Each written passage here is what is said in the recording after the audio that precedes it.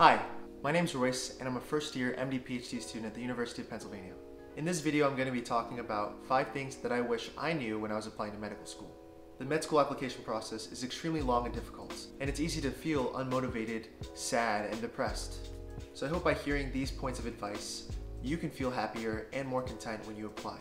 These are some things that took me some time to figure out when I applied 2 cycles ago. So I want to pass this advice along so you don't have to experience the same struggles that I did. Advice number 1 is to not be like Michael Jordan and don't take things personally. There are so many things that go on behind closed doors that influence medical school decisions. These are completely out of your control and do you no good to think about. So when I applied, I would get a secondary much later from a school than I did from other schools. Or I would get rejected super early on, and I had a really bad habit of trying to read into it. Was it in my personal statement? Was it in my secondaries? I just wanted to find some rationalizations for what was going on to me. Once I started getting some interviews, I realized that I was probably blowing it out of proportion. So my advice is to just chill. You can't do anything about it. It is what it is. My second piece of advice is to have a master spreadsheet.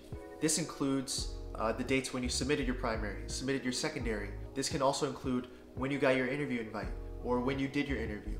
And so when I applied, I didn't think of even making a master spreadsheet until much later into my cycle. And so when I was compiling all the data from all the schools, I realized that there was a school that I hadn't even sent my secondary to. It was UChicago, but that's besides the point. And so I ended up sending in my secondary 8 weeks after I received my secondary invite. So obviously I didn't get an interview there. This master spreadsheet is especially important for the after interview stuff.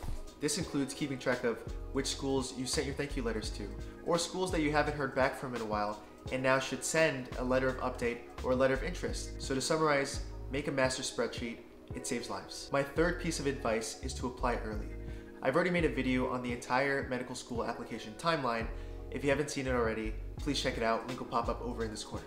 But basically the idea is that medical schools have limited numbers of interview spots. And so the earlier you apply, the more spots that'll be available to you, so you have a higher chance of getting an interview. Here's some data from WashU's MD PhD program, but I think it applies to any school and for MD as well. The bottom line here is to apply early, maximize your chances of getting an interview. My next piece of advice is to find friends who are applying as well. So for me, I had one friend who was an MD PhD. All my other friends applying to medical schools were applying for MD. And that was tough for me because the timelines for MD versus MD PhD were different. And so they would be getting interviews super early on in like September, and I would be sitting there with no interviews at all. But having that friend who was an MD PhD helped me stay grounded. Obviously, once you start doing interviews, you'll have the opportunity to meet more people who are applying MD PhD, and you can build a support network for yourself. This will be really important for the times when you feel lonely and down. My final piece of advice is to have fun. Especially during interviews, you have the unique opportunity to meet new people and visit new schools. So when you're talking to professors about cool research or cool clinical things, cherish that time. When you're visiting new cities, go sightseeing, enjoy the food. This is especially great if you're applying MD PhD, because the hotels and the fancy dinners are all probably paid for. And it being free makes it so much better. So for me, with my first few interviews, I felt really nervous, especially when I interviewed at Penn, because that was really early on in the cycle for me.